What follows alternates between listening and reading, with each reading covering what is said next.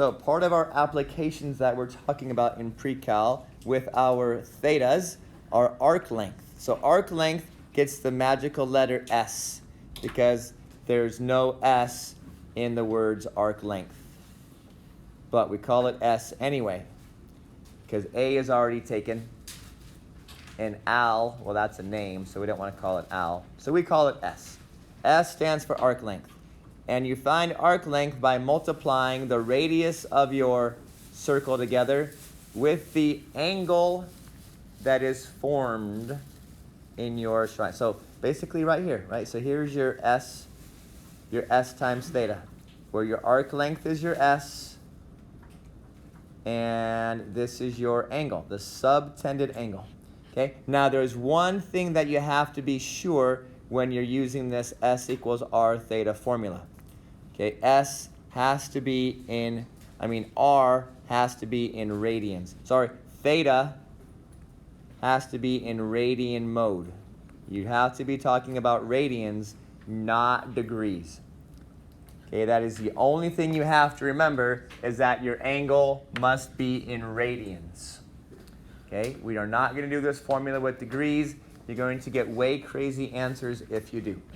So if you have a radian in your problem, fantastic. You just plug it into your calculator. And if you have a degree in your problem, that's okay too. Convert it to a radian and then put it into your calculator. Okay, these are not meant to be mathematically difficult. So let's see how unmathematically difficult they actually are. Okay, number one. Find the length of the arc of a circle, that's S. If your radius is 2 meters and your central angle is 0.25 radians. Okay? It gives us all the information that we need.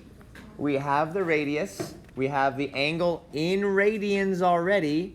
So we simply have to multiply 2 times 0.25. And 2 times a quarter, well, that's just a half. So our arc length would be half of a meter. And we're done. Number 2, we still want to find an arc length. We know the radius is 3.4 meters. And our angle is 30 degrees. Oh, there's a problem there. We don't want to have a 30-degree angle. We need to have a 30 radian angle. Just kidding. So what is 30 degrees as a radian? Well, we multiply it by pi and we divide it by 180. Okay? Now, you don't even have to simplify this if you don't want to. Just plug it all into your calculator and your calculator will spit you out an answer. But because we're smart people, we're going to simplify this. 30 over 180 reduces to 1 over 6. So we have an angle in radians of pi over 6. 30 degrees is pi over 6 radians. So your arc length is 3.4 times pi divided by 6. Okay. So you put this into your calculator, bada bing, bada boom, and you get 1.78 meters when you round to 2 decimal places. So all of this is done in your calculator once you convert your angle into the correct measure, I guess. Radian measure. Okay. Number 3, find the central angle. So now we want to find theta if we have an arc. So that's S. If we have an arc of 6.3, that's your S, and a radius of 5. Okay, so the arc is your arc length, and radius is, of course, radius. There shouldn't be anything crazy going on there. So when we plug this into our formula, 6.3 equals 5 times theta. So the algebra that we would do is, of course, divide both sides by 5. And our angle is already in radians, so when your calculator gives you a 1.26, that is already in radians. We don't have to convert that to degrees unless you really, really, really want to. Or maybe the question says, what is the angle in degrees? So unless you're asked for a degree angle measure, Just give them the answer that you got. And you got an angle in radians because in all of these cases, our angle is supposed to be in radians. So the answer that you get when you solve for theta is a radian angle measure.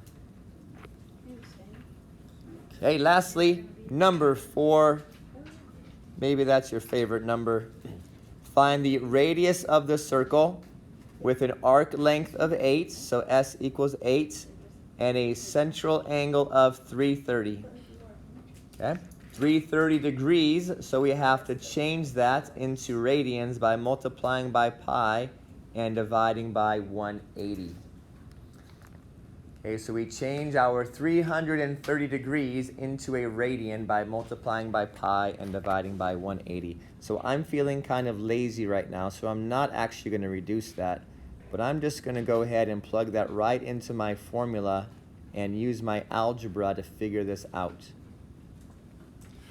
So 8 equals radius times 330 pi over 180, okay, which is a radian angle measure because it has a pi in there. You could, of course, decimalize that right away if you want to.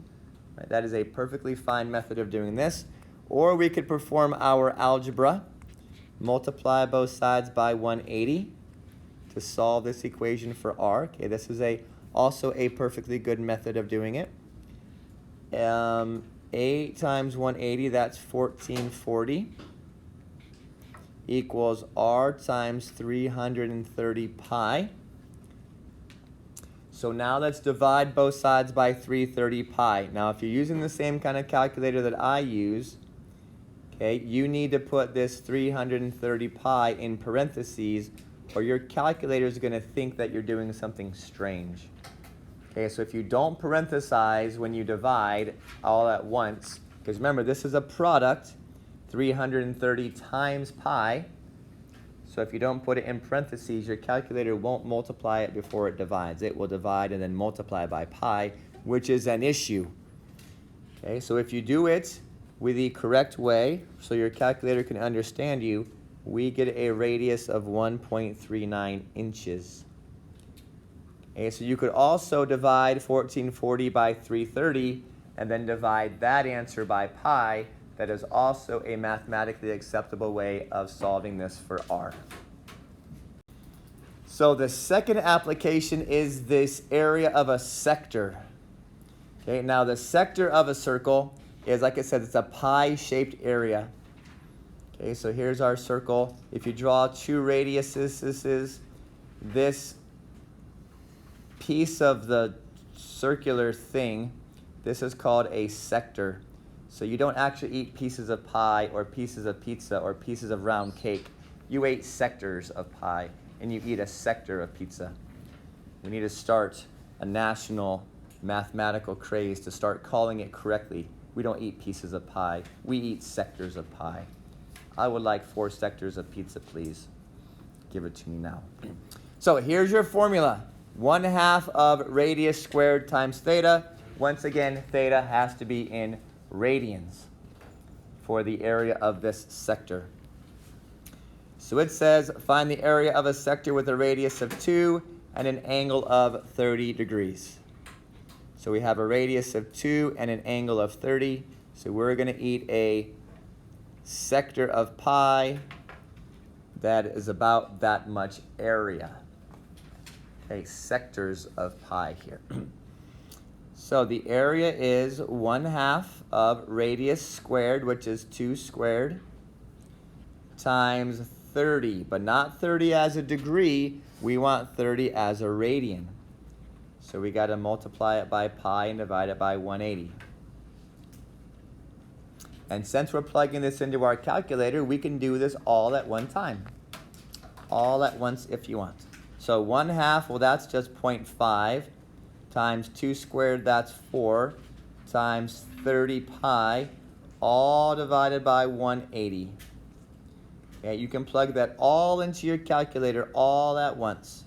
Or you can do it piece by piece, itsy bitsy by itsy bitsy, and you should come out with 1.05 square feet as the area of that sector with a radius of 2 and an angle of 30 degrees.